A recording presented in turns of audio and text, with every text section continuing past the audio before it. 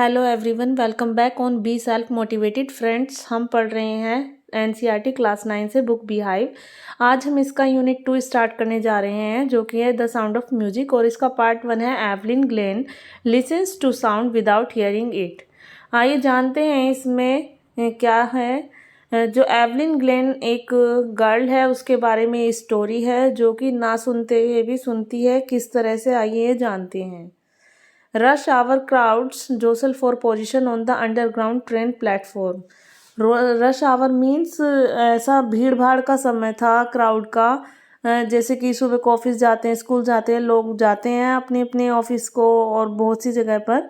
तो क्या है, वो भीड़ भाड़ का समय होता है। तो उसी सीन को दिखाया गया है कि अंडरग्राउंड ट्रेन प्लेटफॉर्म पर रश आवर्स था और वहाँ पे जो लोग हैं अपनी अपनी जगह लेने के लिए धक्का मुक्की कर रहे थे। जोसल मीन्स पुश रफली, और धक्का मुक्की कर रहे थे। ए स्लाइट गर्ल, एक छोटी पतली सी लड़की थी, लुकिंग यंगर देन हर 17 ईयर्स, जो कि 17 ईयर्स की थी और वो उससे भी कम उम्र की लग रही थी। Was nervous yet excited as she felt the vibration of approaching train, जो कि अभी तक नर्वस थी। क्या फील करने लगी थी? एक्साइटमेंट फील करने लगी थी, एक्साइटेड हो गई थी वाइब्रेशंस को फील करके। आने वाली ट्रेन की वाइब्रेशंस को फील करके वो एक्साइटेड हो गई थी। It was her first day at the prestigious royal academy of music in London and daunting enough for any teenager fresh from a Scottish farm. और ये उसका जो रॉयल अकेडमी ऑफ म्यूज़िक थी लंदन की, उसमें आज क्या था, पहला दिन था। और वो डॉन्टिंग मीन्स फ्राइटनिंग, बहुत डराने वाला था। ये एक भयभीत करने वाला था काफ़ी, किसी भी टीनेजर के लिए जो कि नया नया अभी फ्रेश एकदम स्कॉटिश फॉर्म से बिलोंग करता है और रॉयल म्यूज़िक जो अकेडमी है उसमें वो जा रही है। But this aspiring musician faced a bigger challenge than most. She was profoundly deaf. और जो लेकिन ये यंगर जो म्यूजिशियन थी, जो म्यूजिशियन बनना चाहती थी, एस्पायरिंग मीन्स वो उसको परस्यू करना चाहती थी, एस्पायर थी वो म्यूजिशियन बनने की। उसने इससे भी बड़ा चैलेंज जो है वो फेस किया हुआ था। वो क्या था कि वो प्रोफाउंडली डेफ थी, वो गंभीरता पूर्वक डेफ थी, कंप्लीटली डेफ थी।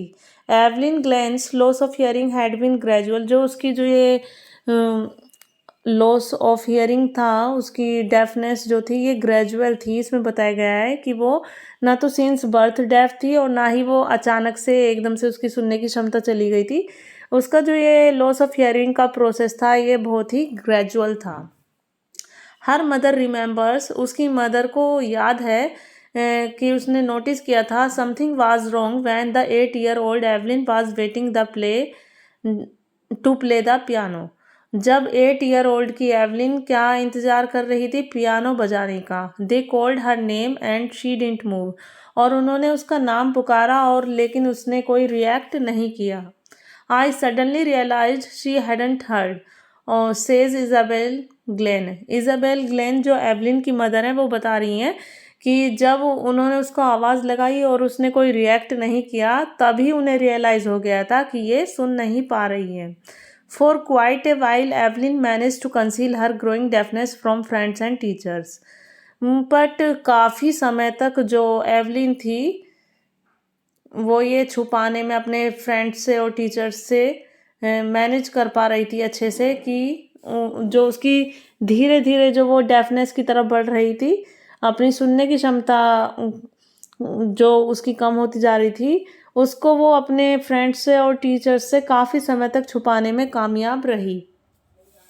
बट बाय द टाइम, लेकिन समय के साथ, she was 11, her marks had deteriorated and her headmistress asked her parents to take her to a specialist.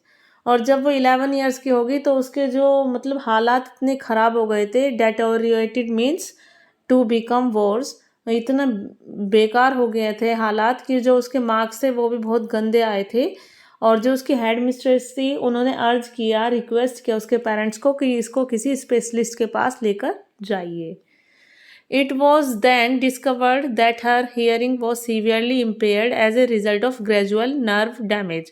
और तब ये पता चल पाया था कि जो उसकी जो हियरिंग एबिलिटी है वो बहुत ही बुरी तरीके से कमज़ोर हो गई है किसी नर्व के डैमेज होने से, जो धीरे धीरे नर्व डैमेज होकर उसके परिणाम स्वरूप क्या है, इसकी जो है हियरिंग पावर है वो कमज़ोर हो गई है। They were advised that she should be fitted with hearing aids and sent to a school for the deaf. उसके पेरेंट्स को एडवाइज किया गया कि इसको जो है हियरिंग एड्स फिट कर दिया जाए और इसको जो डेफ के ऐसे डिसेबल्ड चिल्ड्रन का स्कूल है उसमें भेज दिया जाए। Everything suddenly looked black says Evelyn. Evelyn कहती है कि ये सब कुछ एकदम से ही क्या लगने लगा था, अंधकार में लगने लगा। But Evelyn was not going to giving up.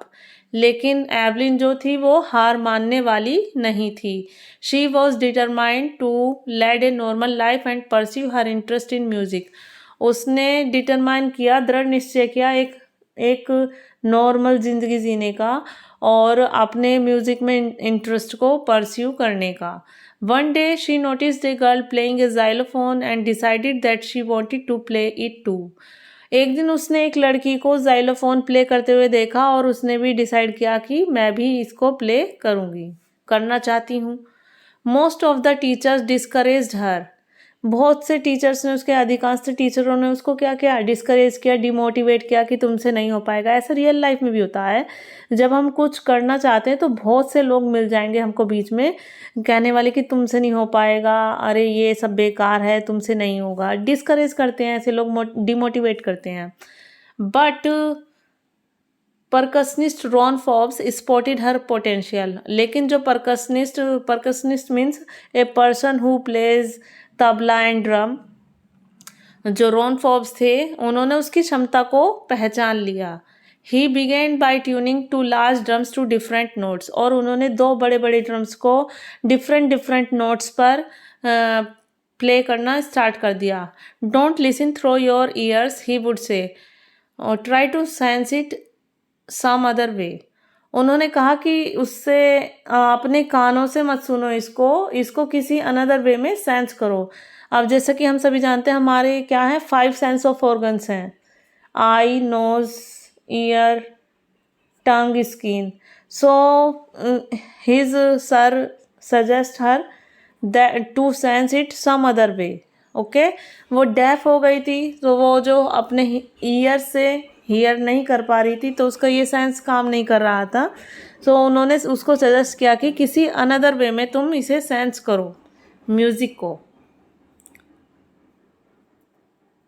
Says Evelyn, suddenly I realized I could feel the higher drum from the waist up and the lower one from the waist down.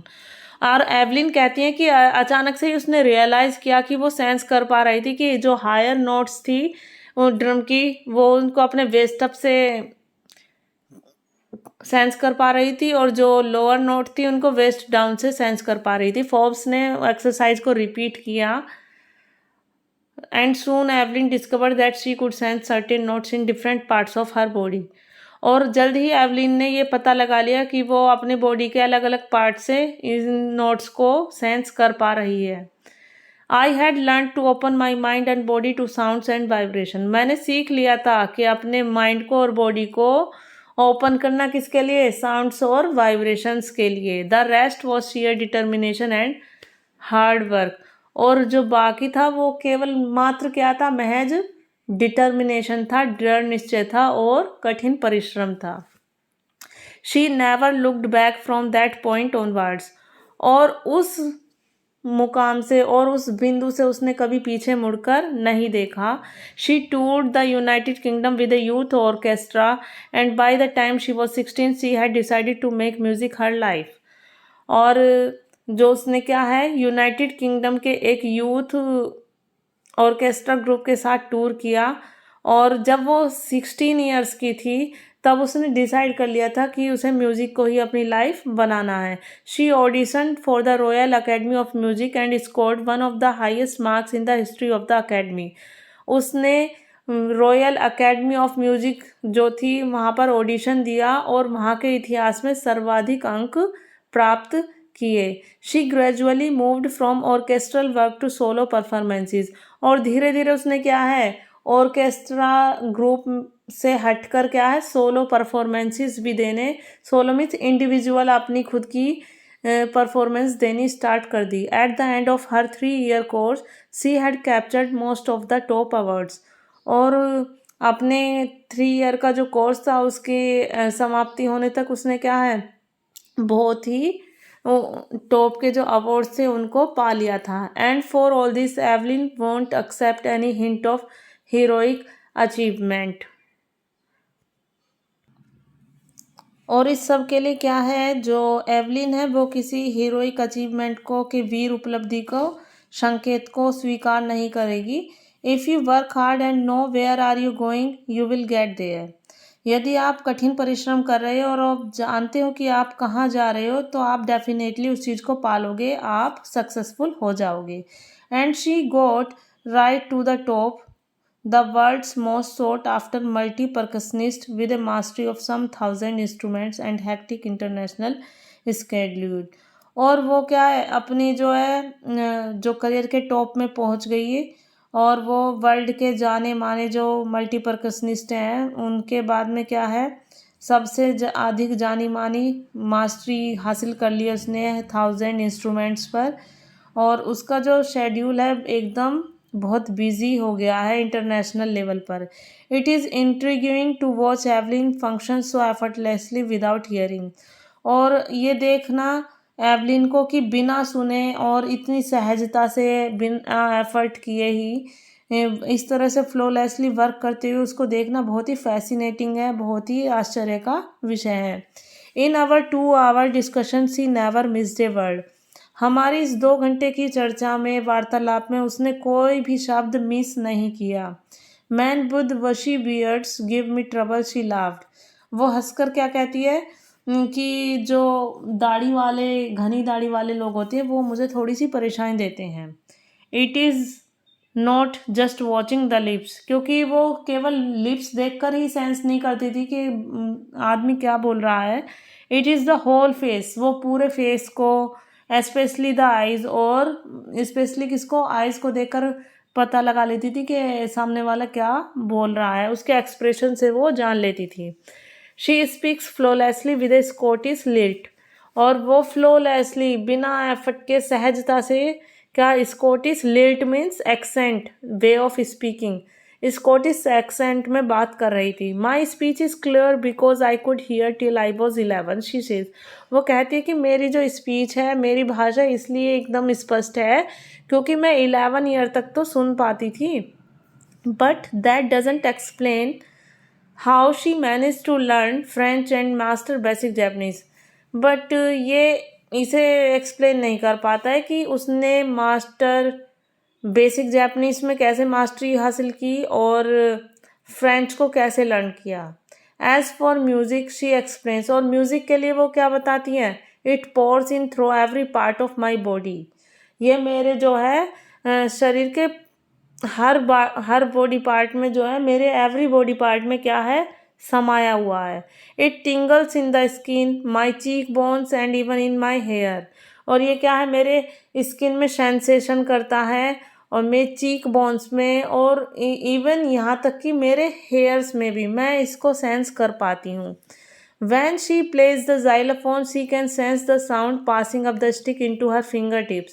जब वो जाइलाफोन को play करती है तो वो उसकी जो sound होती है उससे पास होती है, वो उसको स्टिक को उससे पास करती है, तो वो अपनी फिंगर टिप्स में उसकी आवाज़ को सेंस कर पाती है। By learning against the drums she can feel the resonances flowing into her body. जो उसकी, जब वो ड्रम बजाती है तो वो उसकी जो इको होती है, साउंड की जो उसकी गूंज होती है, उसको कैसे फील कर पाती है, अपनी बॉडी में फील कर पाती है। On A wooden platform she removes her shoes, और वुडन प्लेटफॉर्म पर वो अपने शूज़ उतार देती है, so that the vibration pass through her bear foot and up her legs. जिससे कि क्या होता है, जो उसके बेयर फीट होते हैं, उसके नंगे पैरों में उसकी वाइब्रेशन पास होती है और उसकी लेग्स में, जिससे कि वो उसको सेंस कर पाती है। Not surprisingly Evelyn delights her audiences. कोई आश्चर्य की बात नहीं होगी कि एवलिन अपनी जो ऑडियंस को खुश कर देती है। इन 1991 she was presented with the royal Philharmonic societies prestigious soloist of the year award, और 1991 में उसे रॉयल फिलहार्मोनिक सोसाइटी के जो सर्व सम्मानित जो वो है अवार्ड है सोलोइस्ट ऑफ द ईयर, उससे सम्मानित किया गया। Says master percussionist James blade, जो जेम्स ब्लेड मास्टर हैं परकशनिस्ट, वो क्या कहते हैं, God may have taken her hearing but he has given her back something extra ordinary. भगवान ने भले ही उसकी सुनने की शक्ति ले ली है, बट उसको बदले में क्या है, कुछ एक्स्ट्रा ऑर्डिनरी वापस दिया है। What we hear she feels, जो हम सुनते हैं वो महसूस करती है। Far more deeply than any of us, हमारी तुलना में से, हम में से कहीं अधिक वो उसे महसूस करती है जो हम सुनते हैं। That is why she expresses the music so beautifully, और यही कारण है कि वो म्यूज़िक को इतनी ब्यूटीफुली, इतनी सुंदर तरीके से एक्सप्रेस कर पाती है। Evelyn confesses that she is something of a work एहोलिक।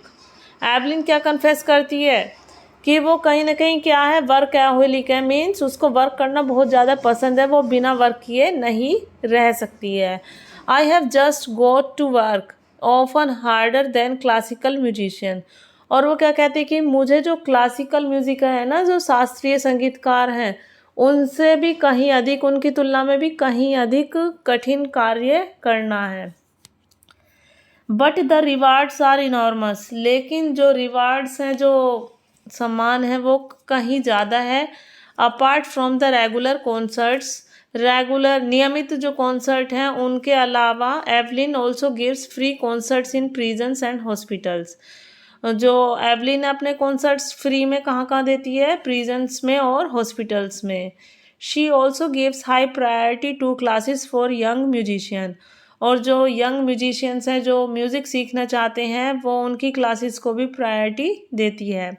N Richlin of the Beethoven fund, जो बीथोवन फंड है, जो किसके द्वारा संचालित किया जा रहा है, एन रिचलिन द्वारा, किसके लिए, डेफ चिल्ड्रन के लिए। वो कहते हैं कि she is shining inspiration for deaf children, जो एवलिन है वो डेफ चिल्ड्रंस के लिए शाइनिंग इंस्पिरेशन है। They see that there is nowhere that they can not go, वो देखते हैं कि हम जहाँ चाहते हैं हम वहाँ जा सकते हैं। मतलब कि ऐसे कोई भी काम नहीं है, ऐसी कोई जगह नहीं है जहाँ हम चाहें और जाना पाएँ, या जिस काम को हम करना चाहें और ना कर पाएँ। Evelyn Glenn has already accomplished more than most people twice her age, और जो एवलिन ग्लेन है अपनी उम्र से 2 गुने उम्र के व्यक्तियों से पहले ही इतना अधिक हासिल कर चुकी हैं कि जो उनसे दुगनी उम्र के व्यक्ति हैं वो अभी भी नहीं कर पाए हैं। She has brought percussion to the front of the orchestra, जो उन्होंने जो परकशन को, जो ताल वाद्य है, उसको ऑर्केस्ट्रा के सामने लाकर खड़ा कर दिया है। And demonstrated that it can be very moving, और ये दिखा दिया है कि ये कितना मार्मिक हो सकता है, कितना ज़्यादा इंटरेस्टिंग हो सकता है। She has given inspiration to those who are handicapped, वो उसने किसे इंस्पिरेशन दी है, किसे मोटिवेशन दिया है, जो कि हैंडीकैप हैं, विकलांग हैं। People who look to her and say, लोग जो उसे देखते हैं और कहते हैं, if she can do it, अगर ये कर सकती है, आई कैन, तो मैं भी। And not the least she has given enormous pleasure to millions, और लगभग क्या उसने लाखों लोगों को खुशियाँ दी हैं, कहीं ज़्यादा ही, इससे कम से कम उसने लाखों लोगों को खुशियाँ दी हैं। और ये जो एवलिन ग्लेन के लाइफ से एक ये लिया गया है हमारा यूनिट 2 में, ये किसके द्वारा लिखा गया है, डेबोरा कोले के द्वारा लिखा गया है। आई होप इसकी लाइन बाय लाइन एक्सप्लेनेशन सभी को समझ में आई होगी। Thanks for watching.